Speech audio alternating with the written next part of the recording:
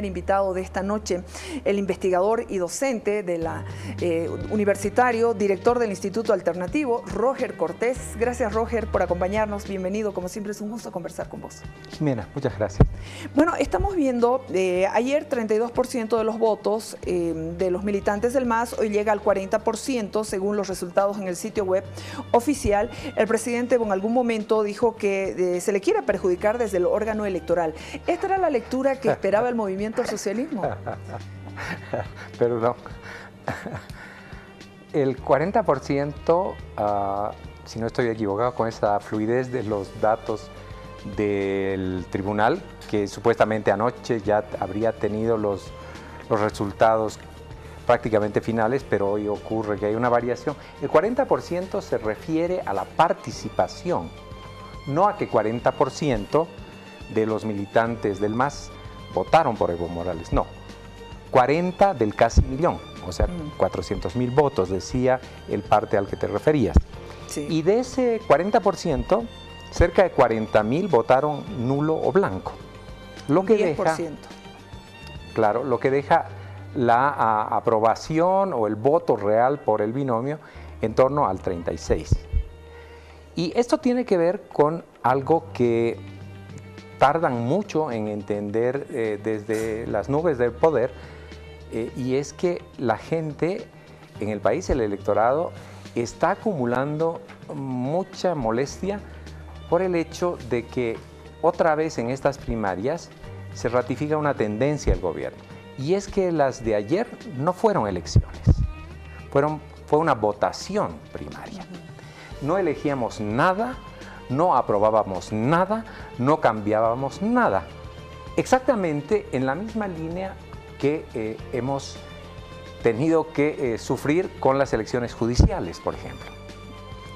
Y entonces esta tradición, esta nueva tradición que está creando el MAS, de hacer votaciones, donde uno no decide, donde uno no elige, genera rechazo, y de allá el clima que había ayer, que se extendía a todos los partidos. Y desde luego, en ese clima, quedó claro que toda la petulancia, la fanfarronería de los dirigentes del MAS, del vicepresidente, del presidente que tunda y todo lo demás, queda por los suelos. Porque no solo que han logrado una participación que está debajo de sus expectativas, muy por debajo. García, el vice, hablaba de 50-70 y tiene una participación del 40%, y de eso todavía un 10% que rechaza abiertamente a los candidatos. Y claro, allá está la equivocación fundamental, patrocinada otra vez por el vice, que nos decía hace unas semanas que él había impulsado que hayan estas primarias. Primero nos dijo con un objetivo. Quería sacar al candidato con mayor votación de la oposición de su cueva y exponerlo al desgaste de varios meses de campaña. Supuestamente ese fue el objetivo. Luego nos dijo que se trataba de un concurso no de belleza propiamente, sino de fisioculturistas. Mucho músculo, mucho bíceps, mucho pectoral, etcétera. Y ni con esteroides ni con nada presentan eso. Yo no quisiera detenerme, sin embargo, en lo que es motivo de la mayor cantidad de comentarios, que no hay bíceps, pero el único músculo es el de la panza y el de la lengua. Quisiera detenerme, que abordemos el análisis desde un punto de vista de los que no tienen voz en todo esto. Y curiosamente, los que no tienen voz hoy son ese 60% o más de afiliados. Militantes no son, es una palabra falsa y tramposa. Los militantes del MAS, como la de la mayoría de los partidos, son unos cientos o miles, un puñado. Estos son afiliados, inscritos, anotados en libro, unos sabiéndolo, otros no sabiéndolo. ¿Por qué ese 60% no fue? ¿Y por qué de los que fueron, ese 10% rechazó al binomio? Ya es un 70%. La abstención más los blancos y nulos. pese a toda la presión y amenazas que se mostró incluso en las redes sociales, ¿no? Dulces, reuniones caramelos, con aplicaciones. caramelos de todo tipo. Yo diría que, por ejemplo, el Seguro Universal de Salud ha sido utilizado como un caramelo para las primarias. En el sentido, hay denuncias de que se anotó a gente diciéndole que era para el seguro y en realidad o iba casado o directamente al libro de registro del partido. Y además en una intención de motivar a la militancia o a los afiliados más bien. 70%. ¿Qué hay en la cabeza? ¿Qué pasó por la mente de los que no fueron a votar? No tienen voz ellos. Los opositores se están refiriendo al fiasco del gobierno, a la trampa que trató de tendernos comparando los afiliados que anotó durante más de una década con los que obligó a empellones a presentar a los otros, que claro, tienen unas cifras ridículas comparadas con las que presentó el MAS. Entonces, ¿por qué? ¿Qué pensaron? ¿Qué están pensando? Porque digo, los opositores no les dan voz y el partido menos. ¿Qué piensa el MAS de los que no fueron a votar? No lo han dicho abiertamente. Han insinuado que se trataría de gente poco organizada. No, decían que como no era obligatorio, no había la necesidad. Flojos, también, ¿no? entonces. Pero si comparamos lo que no dicen o insinúan con lo que fueron los afiliados y votantes del MAS del principio, el MAS empezó su historia se estrenó con unos 600,000 votos allá en 2002. Llegó a la cúspide de su votación en 2014 con 3 millones de votos, multiplicó por 5. 60% y un poquito. En el referendo que ellos hicieron, ya bajó 10%. Ya bajó al 48, 12, ¿no es cierto?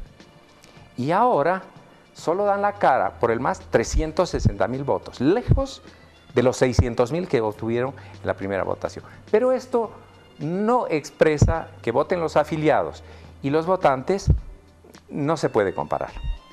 Son cosas diferentes. Y por eso el MAS seguramente debería arrepentirse de no haber hecho una verdadera elección primaria donde puede votar en primer lugar quien quiera. Cualquier ciudadano mayor de edad. Y en esas elecciones, con una papeleta multisigno y multipartido, entonces sí hay una idea aproximada de comparación. Aquí no hay ninguna. Aquí no hay ninguna y solo hay las hipótesis que podemos lanzar. Te repito, ¿qué hay en la mente de los que no fueron? Decepción. ¿Perdieron el miedo a perder el trabajo? Perdón por la redundancia, porque había esa amenaza latente durante una parte, todo ¿no el es cierto? tiempo, ¿no? Habían otras amenazas, porque una parte importante de los afiliados que no fueron pertenecen a organizaciones sociales y dentro de las organizaciones sociales hay también amenazas. En el Chapare fue muy baja la votación, tomando en cuenta que es el bastión más importante del gobierno. Entonces, yo diría que allá hay una mezcla profunda de decepción, de cansancio, y lo que debiera preocupar a los que ocupan el poder por tan largo tiempo, de un hartazgo, donde ya no funcionan ni las promesas, ni las amenazas. No importa que el presidente se rodee de halcones, o rottweilers, o lo que quieran llamarse. ¿Eso lo decís por el nuevo gabinete? Y la convocatoria que hace el presidente a sus duros, digamos. Duros que están desdentados por una cuestión fundamental. Y es que en una realidad como la nuestra, quienes se precian de muy valerosos tienen que mostrarlo con sus acciones. Entonces yo digo, lo que está pasando con los afiliados del MAS es un reflejo de lo que pasa en la sociedad.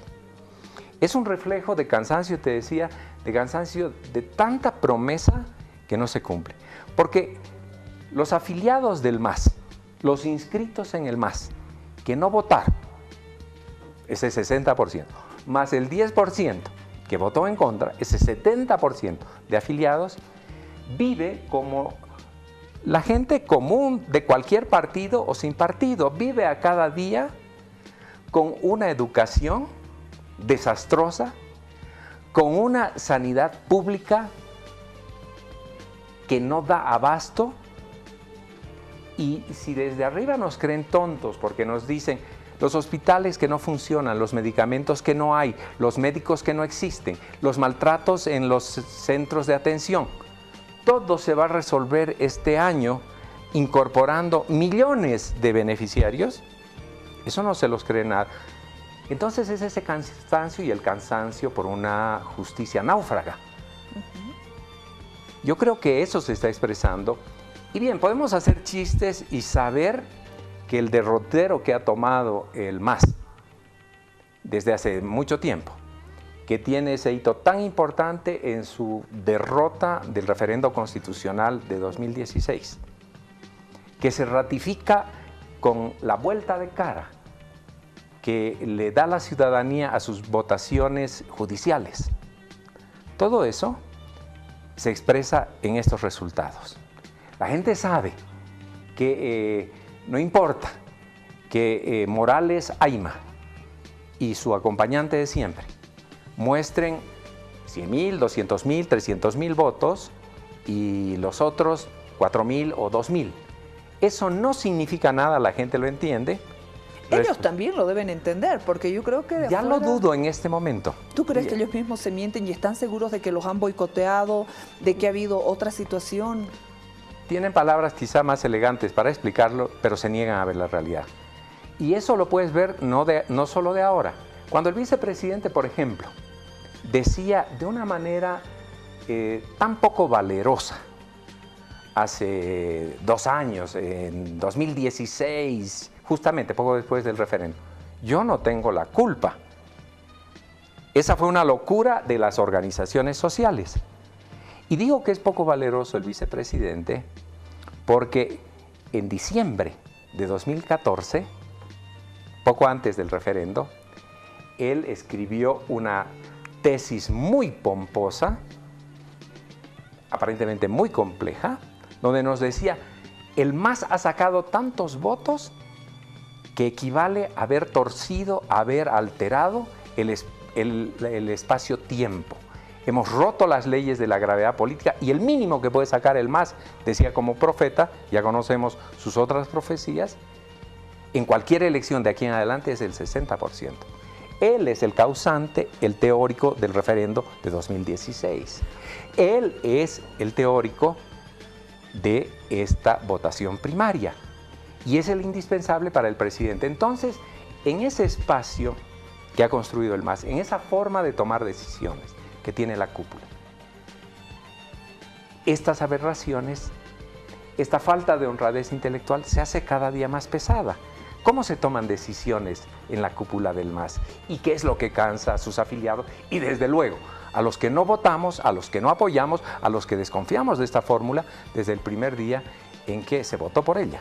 Ahora, ¿no puede ser una lectura en el movimiento al socialismo que logran validar, legitimar de alguna manera la postulación de Evo y Álvaro? Con 27 millones de bolivianos están ya habilitados para ser candidatos en su cuarta postulación. No necesitaban gastar ni un centavo. Pero necesitaban las primarias para ponerlo de frente. No, estoy en profundo desacuerdo con esa visión que se ha impuesto entre los analistas. Ellos tenían, comillas, la legitimación y la legalización en el momento que el Tribunal Superior Electoral decidió no cumplir su papel y olvidarse de la Constitución.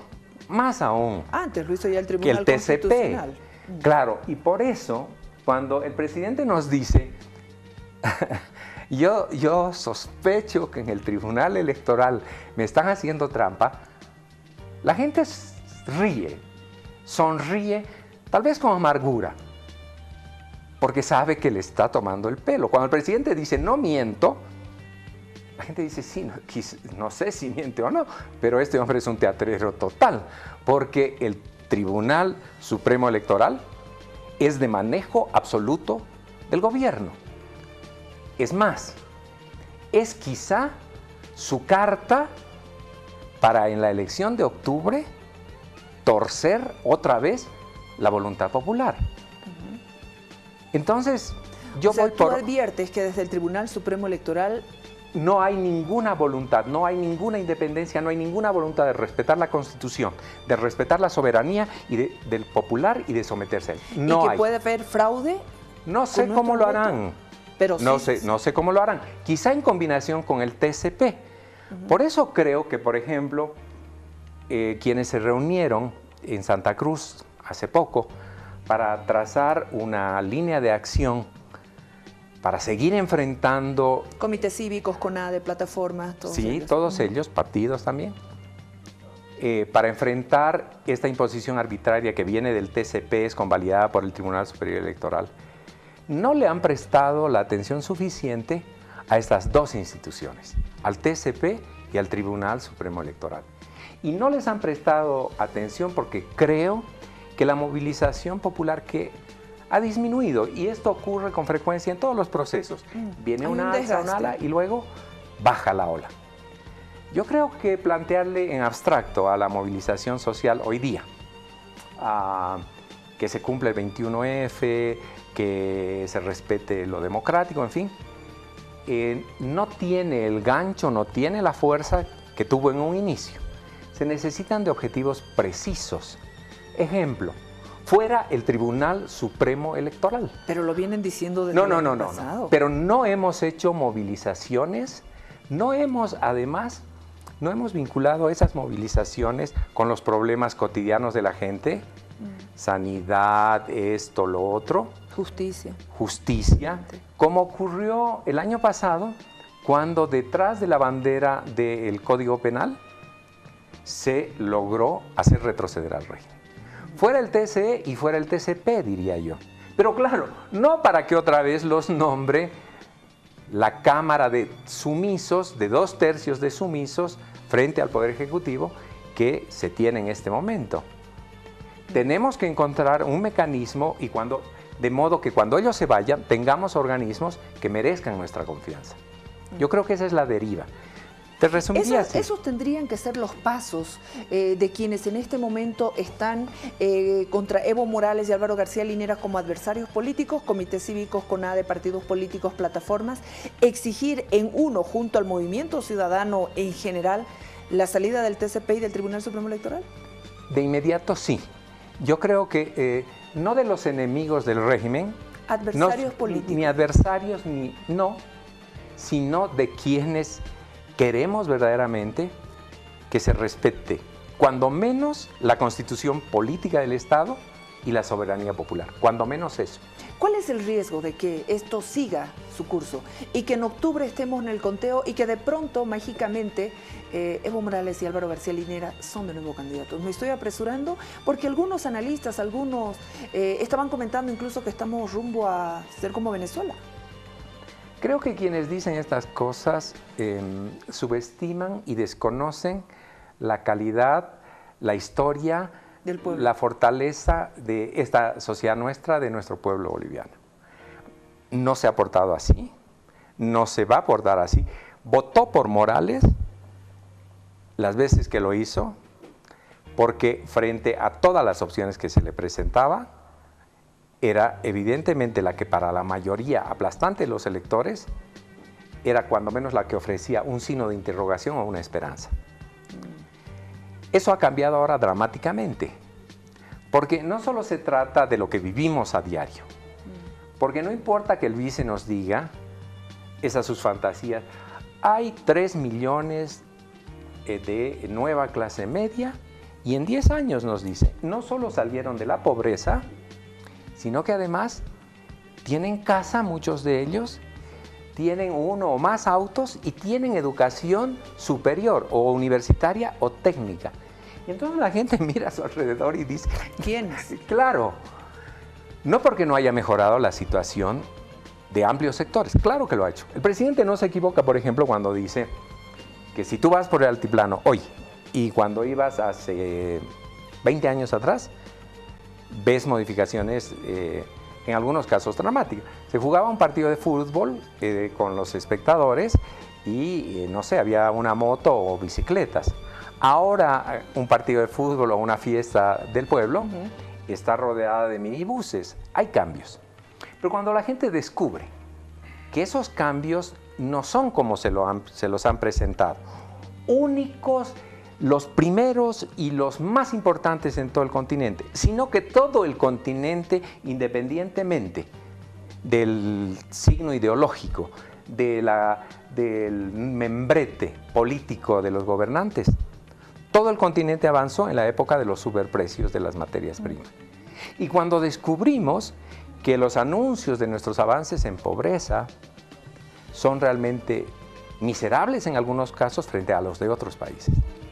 Y cuando nosotros, que debemos ir a nuestros seguros o a los hospitales municipales o a la posta del barrio, porque no podemos, como los capos del poder, no podemos irnos a otro país, no tenemos una ambulancia, helicóptero que nos transporte, en fin, tenemos que afrontar diariamente la realidad del policlínico, lo que fuera.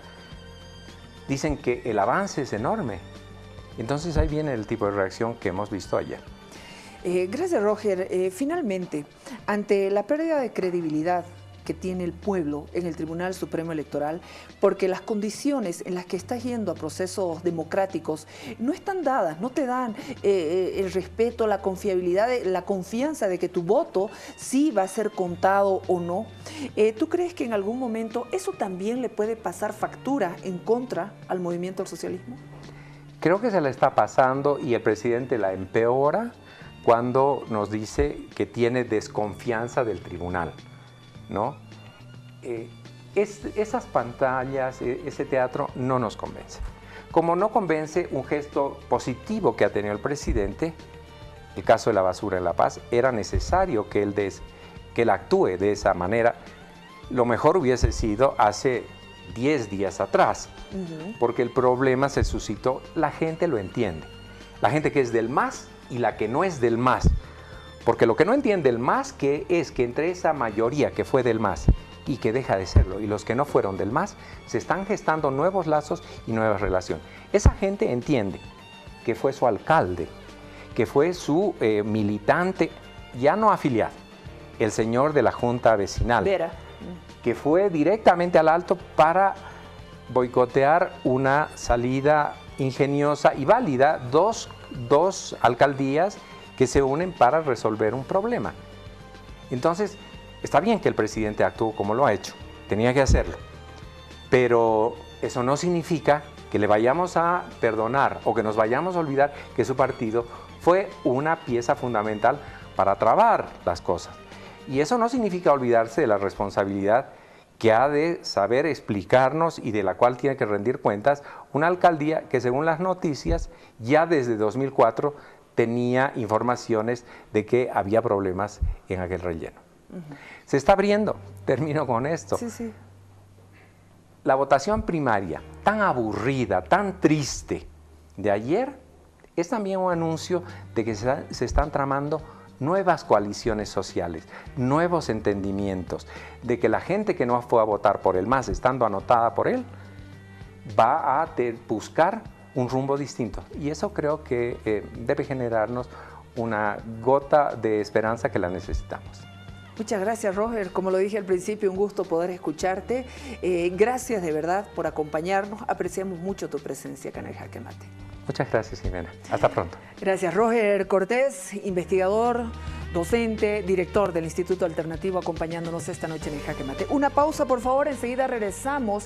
Pese a que ya hay una solución por el momento a este tema de Alpagoma, enseguida el investigador del Instituto de Investigaciones Sanitarias, el ingeniero Carlos España, viene al CED para darnos una lección, si vale el término, de cómo tenemos que manejar los residuos, la basura en nuestros domicilios.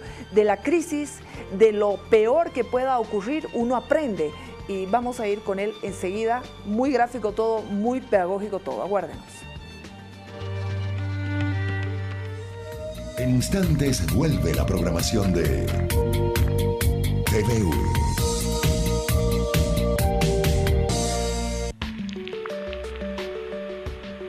La diferencia entre estupidez y genialidad es que la genialidad tiene sus límites. Contacto Ciudadano. Envíanos tu video o tu fotografía. Denuncia, informa, comparte con nosotros. Desde cualquier parte del país. Contacto Ciudadano. WhatsApp 772-71479.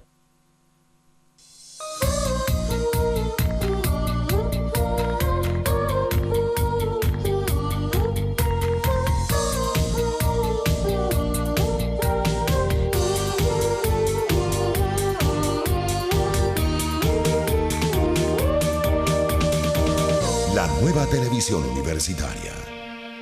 Choco, choco, chocolate, late, late.